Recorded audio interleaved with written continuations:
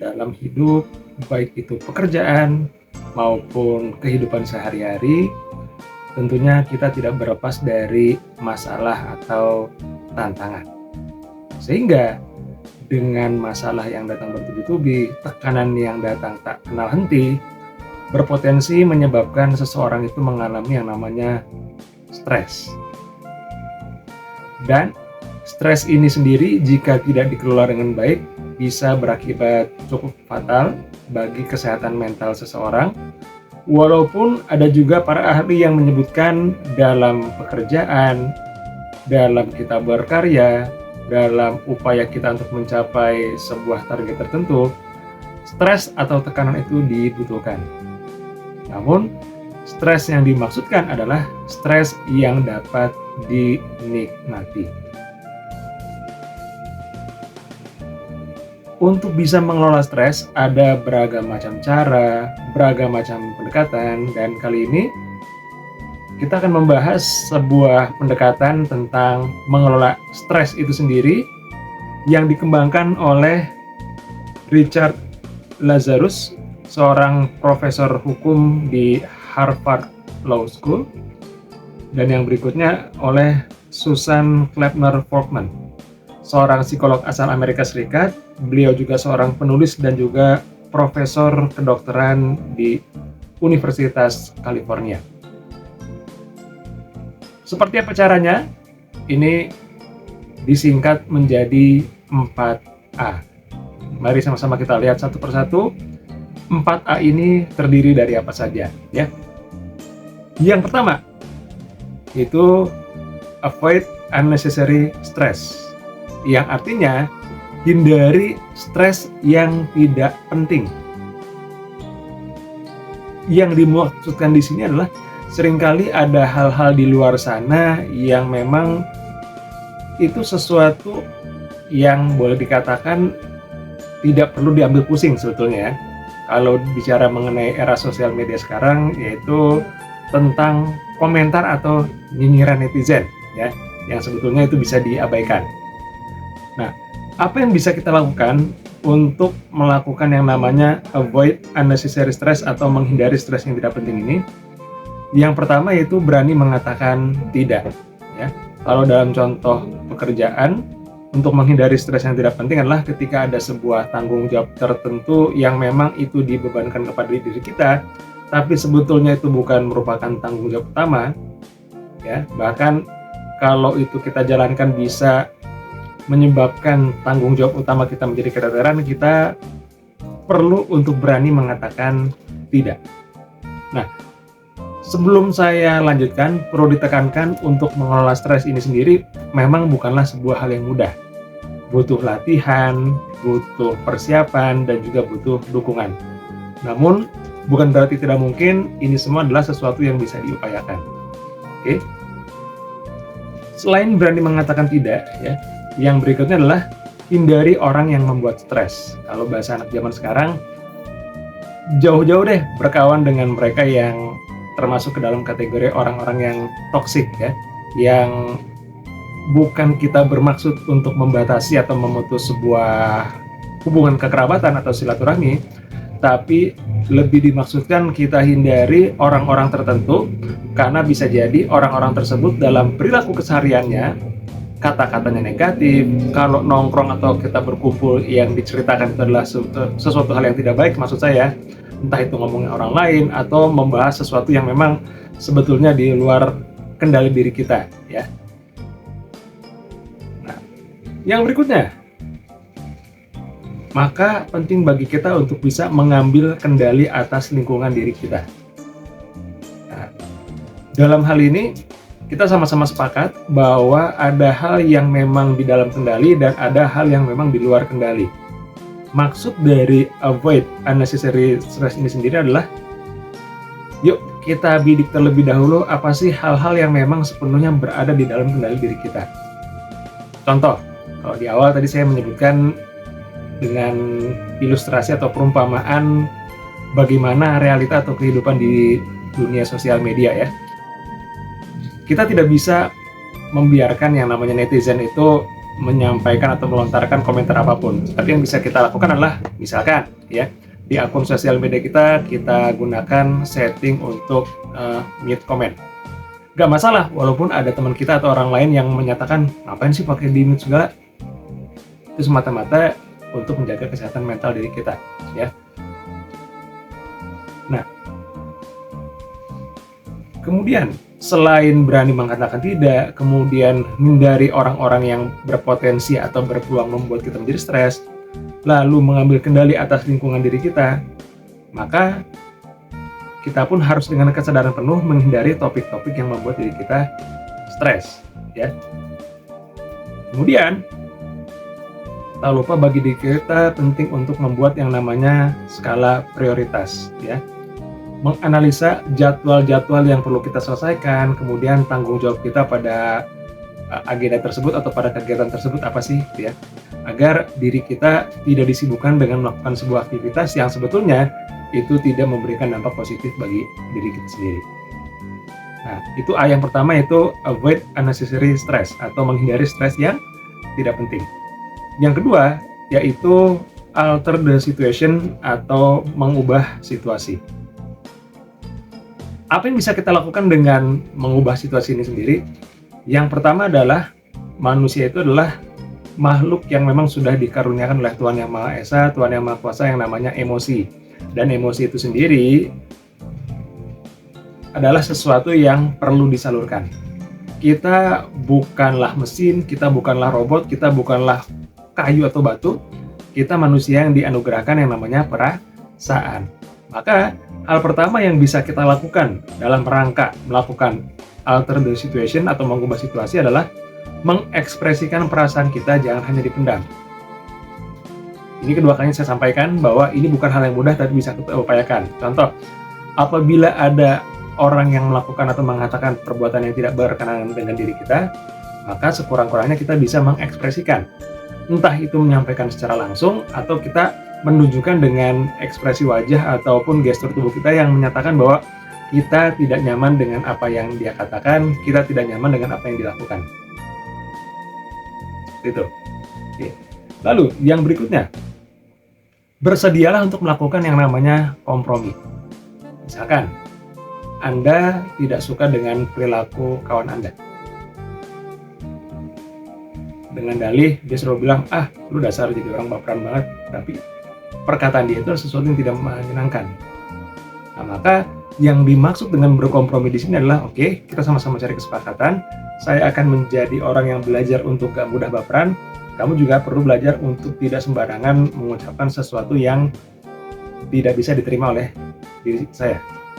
Nah, ciptakan yang namanya komitmen atau kesepakatan, ya. Karena dengan begini kita sudah satu langkah menunjukkan keberanian kita dalam rangka mengubah situasi, ya. Kemudian setelah kita mengekspresikan perasaan, kemudian bersedia untuk melakukan kompromi, penting bagi kita dalam upaya untuk mengubah situasi ini adalah memperbaiki yang namanya keterampilan atau kemampuan kita dalam memanage atau mengelola waktu. Ada banyak pendekatan ya, rekan-rekan semua misalkan bisa menggunakan pendekatan Eisenhower Matrix ya. Kemudian juga bisa menggunakan pendekatan Pomodoro, macam-macam. Silakan disesuaikan dengan kebutuhan teman-teman semua. Kenapa sih yang namanya mengelola waktu itu menjadi sesuatu hal yang sangat penting? Karena tidak jarang yang namanya tekanan itu seringkali muncul akibat kita entah kenyataan mau ataupun dinilai bahwa kita tidak bisa mengelola waktu dengan baik, ya. Kalau misalkan kembali ke konteks pekerjaan lah, misalkan kita punya serangkaian tanggung jawab yang perlu kita selesaikan, namun apabila kita tidak mengelolanya dengan baik, memutuskan mana duluan yang perlu dikerjakan, mana yang sekiranya bisa diparkir, mana yang sekiranya cukup deh kita delegasikan ke orang lain, itu berpeluang atau berpotensi membuat kita merasa bahwa kok kerjaan saya nggak habis-habis ya, kok tanggung jawab saya nggak selesai-selesai ya, seperti itu. Oke.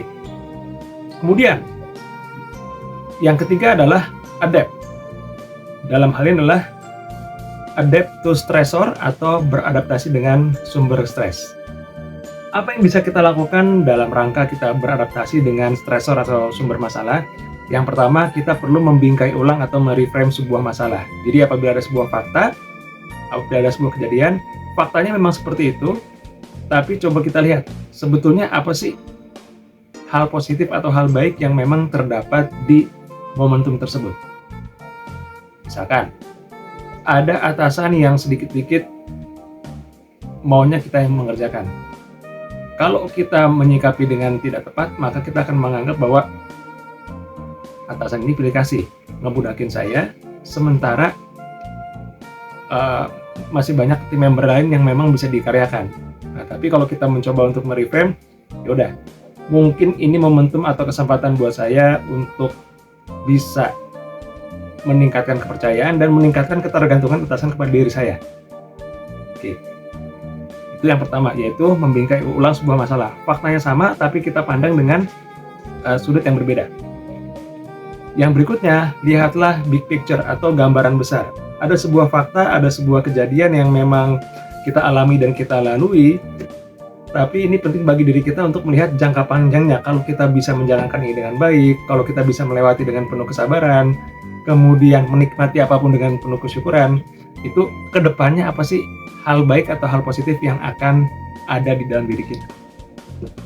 Lalu berbicara mengenai adaptive stressor, selain mereframe masalah, kemudian melihat big picture, penting bagi kita untuk menyesuaikan standar diri kita. Menjadi seorang yang perfeksionis itu oke, namun jika terlalu berlebihan itu bisa membuat diri kita menjadi orang yang memang merasa dirinya pecundang. Wah, ini, kurang ini, kurang itu. Dan dampak lainnya adalah bisa timbul yang namanya stres yang sebetulnya tidak perlu diambil pusing, seperti itu, ya. Nah, kemudian setelah kita bisa mereframe masalah, melihat big picture, menyesuaikan standar kita, penting bagi diri kita untuk bisa menghidupkan atau membangkitkan yang namanya rasa syukur, ya. Nah, jadi seperti hal ini juga, lampu tiba-tiba mati adalah sesuatu yang memang di luar kontrol diri saya, ya. Sesuai dengan topik yang dibahas, nggak perlu stres, ya. Nikmati dengan yang ada, kemudian selesaikan permasalahan dan bisa terselesaikan, ya. Ini asli, ya, teman-teman semua, bukan sebuah settingan. Memang kejadian tiba-tiba ring light saya mati karena memang ini terkoneksi dengan power bank, dan power banknya ternyata sudah nol, ya. Nah, yang berikutnya yaitu bersyukur. Nah, kalau berbicara mengenai syukur, ini merupakan satu kata yang memang seringkali berdekatan atau berdampingan dengan yang namanya kata sabar, ya. Kemudian tadi kita sudah berbicara mengenai avoid, kemudian ada juga yang kedua itu adalah alter the situation, kemudian ada adapt atau beradaptasi. Nah, yang berikutnya adalah accept. Dalam hal inilah accept the things we cannot change, menerima hal-hal yang tidak dapat kita ubah. Apa yang bisa kita lakukan? Yang pertama, penting bagi kita untuk bisa melihat sisi baik atas sebuah tantangan, atas sebuah fakta yang terjadi. Agak mirip dengan yang namanya reframing, ya. Bedanya adalah kalau reframing itu faktanya sama, tapi coba kita bingkai ulang apa sih makna yang terkandung di baliknya. Kalau misalkan bicara mengenai lihat sisi baik, kita dari awal sudah membangun yang namanya berprasangka positif terlebih dahulu, ya. Atau karena saya seorang muslim, dalam bahasa agama disebut sebagai husnuzon. Oke, kemudian yang berikutnya adalah berbagi rasa. Ingat, apa yang terjadi dengan diri kita itu jangan dipendam begitu aja. Kalau yang tadi itu mengekspresikan itu lebih kepada menyampaikan kepada pihak yang membuat stres. Kalau berbagi rasa di sini dalam rangka kita menerima hal yang nggak bisa kita ubah, ya, atau accept the things we cannot change, itu lebih kepada mengajak kepada kita untuk melakukan yang namanya sharing atau curhat dengan siapapun yang kita percaya. Sekali lagi, yang digarisbawahi adalah mereka orang yang kita percaya. Walaupun memang tidak ada solusi yang dihasilkan, tetapi sekurangnya bisa membuat diri kita menjadi lega, gitu, ya. Nah, kemudian setelah kita melihat sisi baik, kemudian berbagi rasa, yuk sama-sama kita belajar untuk bisa memaafkan. Siapa yang dimaafkan? tentunya orang lain yang memang melakukan perbuatan yang tidak berkenan dengan diri kita, walaupun fakta yang terjadi, apa yang sudah dilakukan kepada diri kita, itu tidak bisa kita lupakan begitu saja. Pun demikian sebaliknya, maka seringkali ada nasihat atau himbauan, hati-hati dalam berinteraksi dengan orang lain, baik berkata-kata maupun melalui perbuatan, karena bisa jadi dia memaafkan tapi dia tidak melupakan. Ya, dan kita nggak tahu seberapa dalam tingkat pemaafan dia kepada diri kita. Oke, kalau dia memaafkan. Kalau ternyata Tuhan yang Maha Kuasa, Tuhan yang Maha Esa, yang Maha melihat dan Maha mengetahui apa yang terjadi di makhluk-makhluknya, itu memberikan sebuah konsekuensi kepada diri kita bahwa kita melakukan sesuatu hal yang termasuk dalam kategori dosa, karena dalam tanda kutip ada unsur menzalimi orang lain. Nah, itu lebih bahaya lagi.